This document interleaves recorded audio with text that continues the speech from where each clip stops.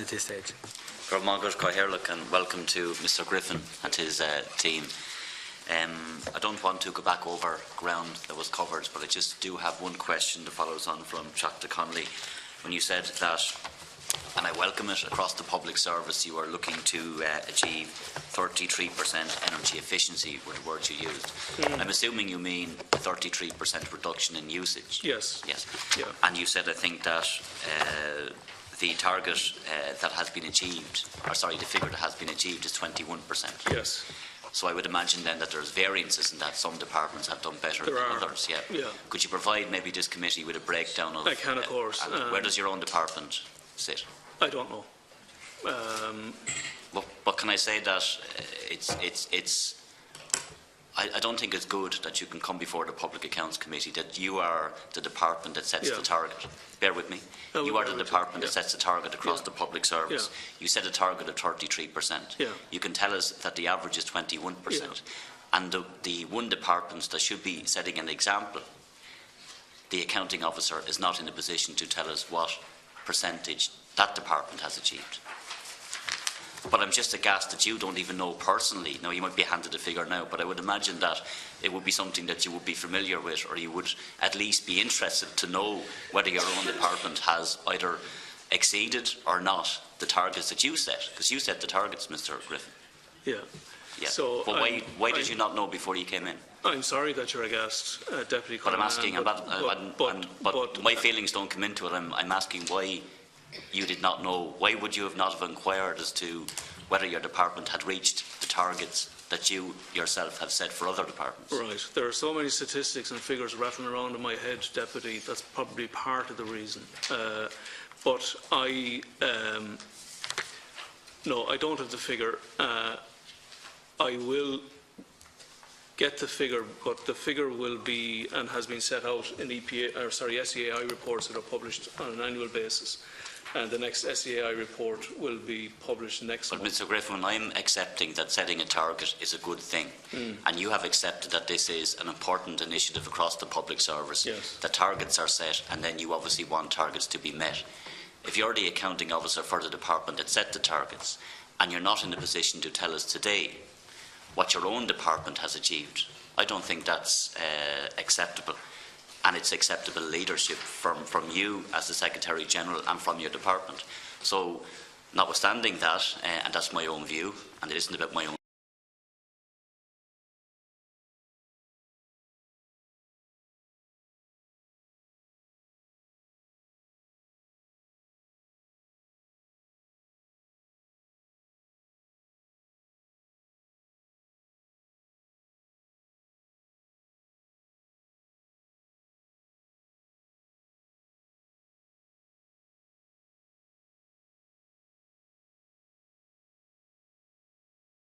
for 2016.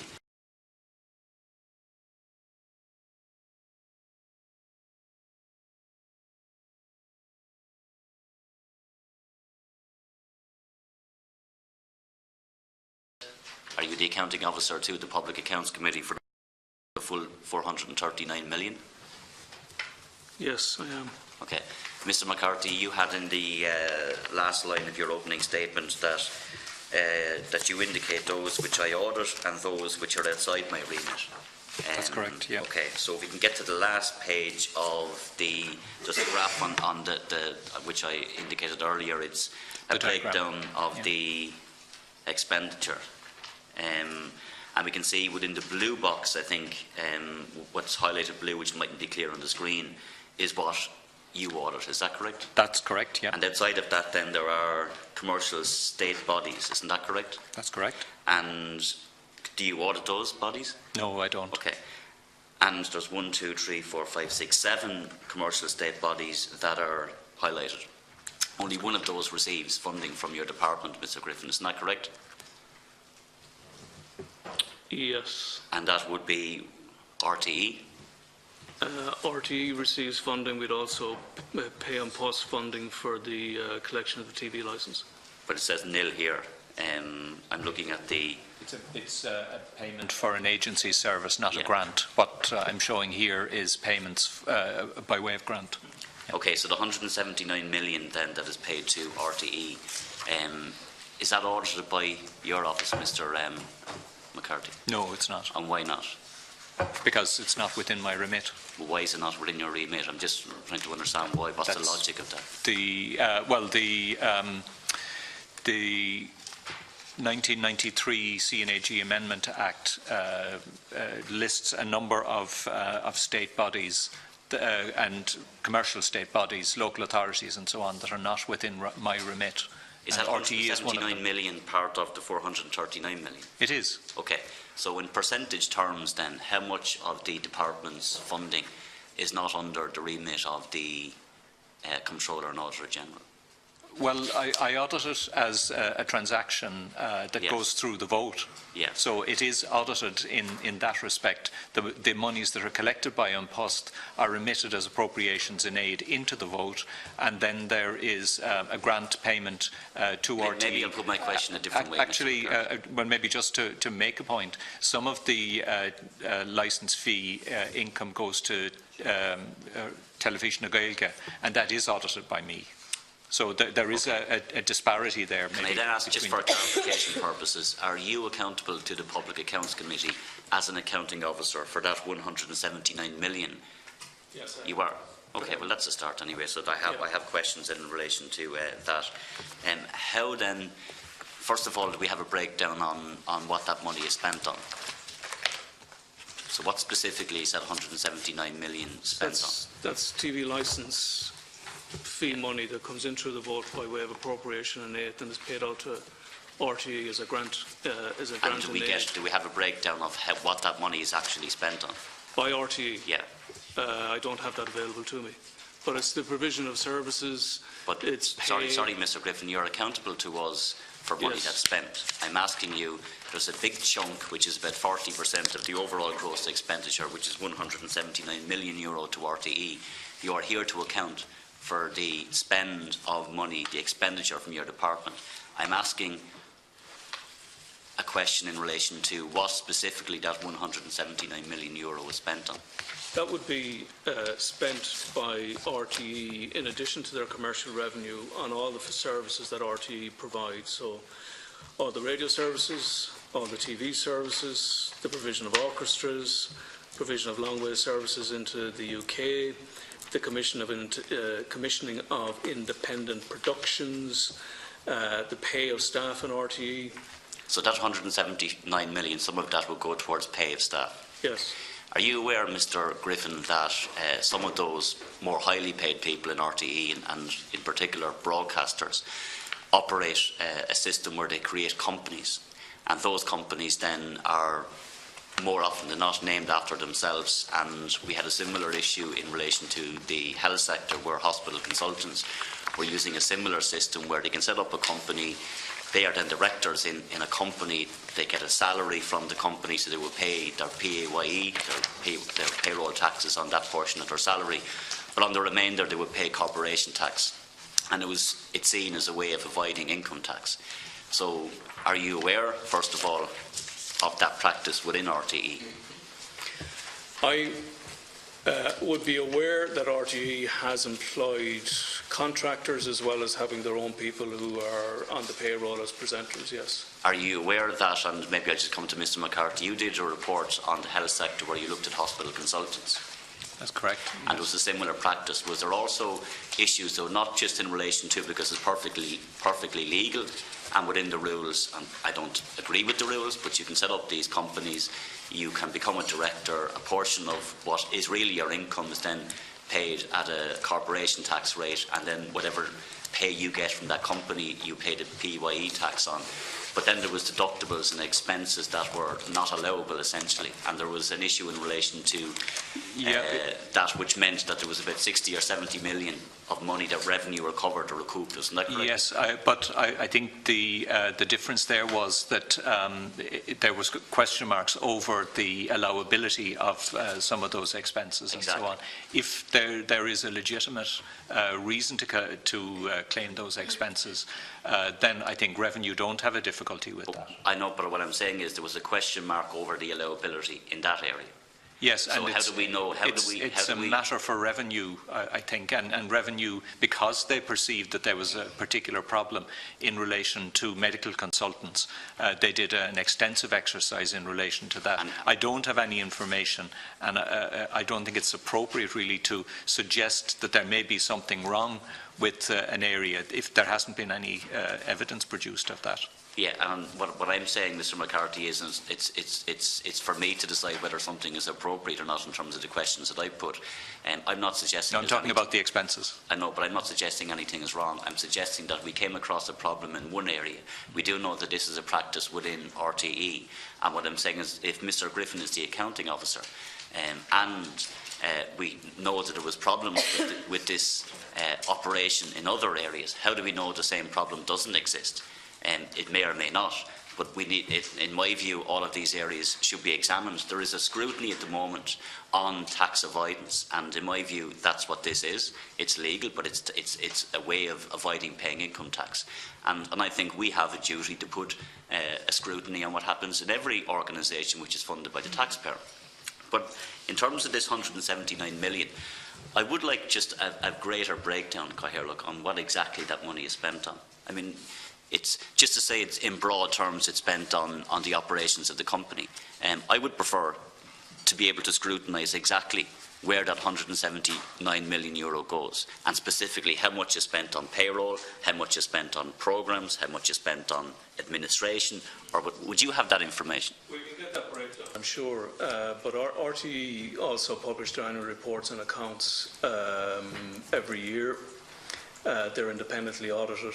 They're submitted to government and they're laid before the houses of the Oireachtas. So some of that information may well be available. Could we bring RTE before the Public Accounts Committee? Just on that, thanks for asking that question, and I'm not taking from your time. Tell me, what service level agreement have you in place with RTE for the 179.1 million you gave them in 2016 to ensure that? Well, the RTE is set up by statute, so the obligations of RTE in terms of its functions are laid out in great detail in the 2009 Broadcasting Act. So the legislation determines the governance arrangements that are in place. It determines the establishment of the board and the various subcommittees. I understand all that. No, back to the question. The regulator, the regulator, there's an independent regulator. No, back to the question. You're an accounting officer. You've written a cheque of €179.1 million of Irish taxpayers' money, and you gave it to a third party, RTE, a commercial semi-state body. I'm asking you, what service level agreement and contract have you in place with RTE for that 179 million? I'm not asking about their responsibility, I'm asking about your responsibility. Have you a service level agreement in place?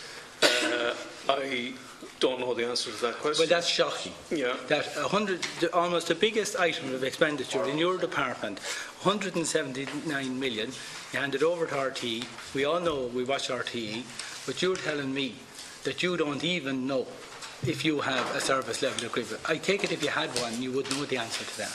But what I'm saying... let's pursue this line of... Do you think you should have a service level agreement in place? You're handing over taxpayers' money. Should you have a service? If you don't think so, we certainly think so. We're here every week of the year when public bodies, publicly funded government departments hand over substantial funds to third parties on the basis of work we carried out. We would expect a service level agreement in place, and I'm shocked to hear that. Yeah. And in relation to the Deputy's first question, can we bring in RTE? I have here just in front of me now on my iPhone RTE's summary financial highlights for 2016 from their financial statements. Their commercial revenue in 2016 was 158.2 million. The licence fee revenue is 179.1 million, given a total income of 337.3 million. The majority of RTE's income comes directly through your department. So it's unusual. We, up to now, would always have taken the view that commercial semi-state bodies like ESB and all these others and have a large amount of commercial revenue, but it's only just clear to me that the majority of their funding comes directly from your department. And I think an organisation where the majority of their funding comes through a vote of the department should be answerable to this seeing as you have no service level agreement in place, I think they might have to answer to us, because if they haven't provided the service level agreement, and the 2016 figures are very much in line with 2015. So this is an organisation who is substantially funded directly through your department. Can I just add that? No, absolutely, and thank you for that. But when an accounting officer comes before the Public Accounts Committee to account for gross expenditure, in the normal run of things, we would have a line-by-line almost breakdown of how that money is spent. And there's a gap here where 179 million of the overall 439 million, we don't have that. All you can tell us, first of all, you can't tell us whether a service level agreement is in place. In broad terms, you tell us it's just spent in RTE, and then you just go on to tell us how RTE spends their money. But that doesn't cut it. So I think that we need to come back up to this issue. I would like RTE to come before the Public Accounts Committee, if that was possible, and maybe we should get discuss that, and we'll come back to it. Where there are where there is a requirement for a service level agreement, where there is deemed to be a requirement for a service level agreement, there is a service level agreement in place. So we have it in place for the digital hub, we have it in place for the EPA, Locks Agency, Inland Fisheries, the SEAI. The operation of RTE is developed or is governed by a very comprehensive piece of legislation in the 2009 Broadcasting Act. And the provisions are there in relation to what it is RTE, the objects of RTE, the objectives of the company. They submit a 5-year strategic plan to the department. There is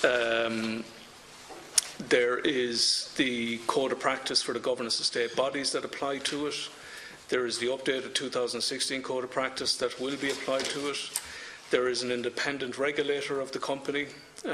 So there are control mechanisms in place. The strategy has to be signed off. Mr. Griffin, can I just stop you there and say that, notwithstanding all of that, I'm assuming that you understand that our job is democratic accountability, and that's our job here. So you are the accounting officer to the Public Accounts Committee. So rather than coming into the Public Accounts Committee and asking us to Google it for information and look back on previous reports, that's what I took from your response. You have a responsibility to account. On what? Well, the response in terms of RTE's published accounts. You have a responsibility you have a responsibility to account for the 179 million that is given from your department. You signed a cheque to RTE. I don't believe today you are in a position to adequately address that spend. That's my view.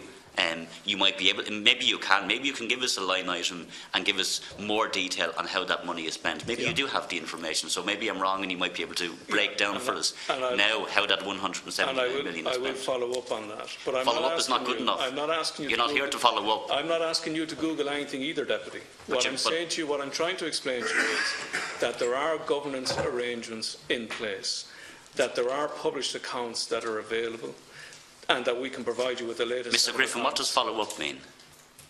I will get the breakdown of 179 million. And why would that information not be at your fingertips now? If you are coming into the Public Accounts Committee to account for 179 million, and you're telling me that I have to wait until you're gone before I have that breakdown, which puts me at a disadvantage because I can't then scrutinise how that money is spent. That's what I'm saying in terms of you're not equipped to answer the questions I have here today in respect of that spend, which is 40% of the overall gross expenditure of your department. And I don't believe that's acceptable.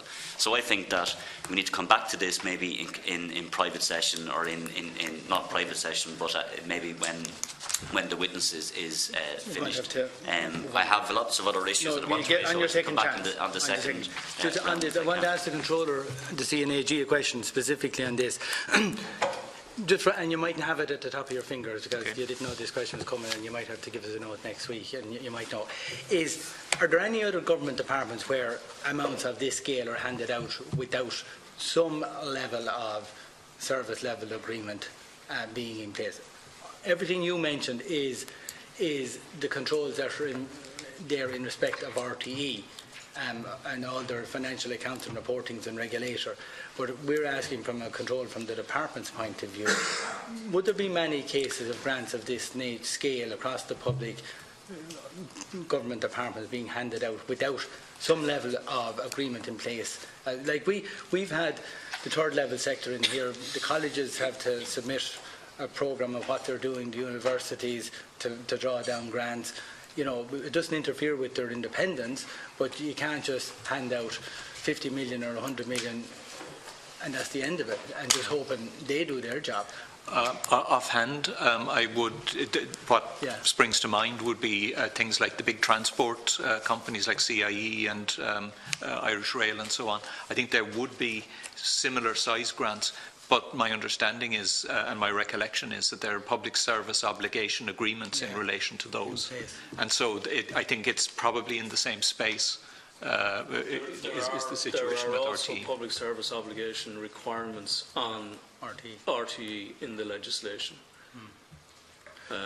No, but just to explain, it all followed from Deputy Cullinane's initial question about the taxation arrangements by people who work in RTE but are self-employed contractors. It all followed. So we now know the majority of those self-employed contracts have been funded directly from funding from your department. That's where this has led us to. Like, if it was strictly a commercial matter, it's another issue. But we now know the majority of the funding that funded those contracts has come from your check. Well, I can't say that. So. Oh, well, I've just said it. I've just said 179 million out of the 337 million annual turnover comes from you. Yes. So that means the majority of their funding comes from you. Yes. So I don't think RTE produced their financial statements separating the use of the 179 million, or do they, versus their commercial revenue. I think it's just one pot. So we're entitled to assume proportionality. Most of the money went in from you. Most of the money that went out in the various headings is taxpayers' money. So you get to where the sequence led. Yeah, Chairman, the Department of Public Expenditure and Reform have issued a circular which covers the manner in which all grants are to be handled, and one of the clear expectations there is that there's a service level agreement in place for any grant. Okay, that's an issue. We'll move on from this topic, but we will have to revert to it. From our point of view as the Public Accounts Committee, we see a cheque going out for 179 million, and we haven't seen any audit trail as to how it was spent. That's all. That's where we are as of now, and we just have to discuss how we close that circle. So I mean, what you haven't seen is any disaggregated audit trail, which I think is the point you're making, because they do publish a set of accounts showing income in, income out, and the activities. Yeah, and they go before the House. we'll have to come back to the topic. Yeah.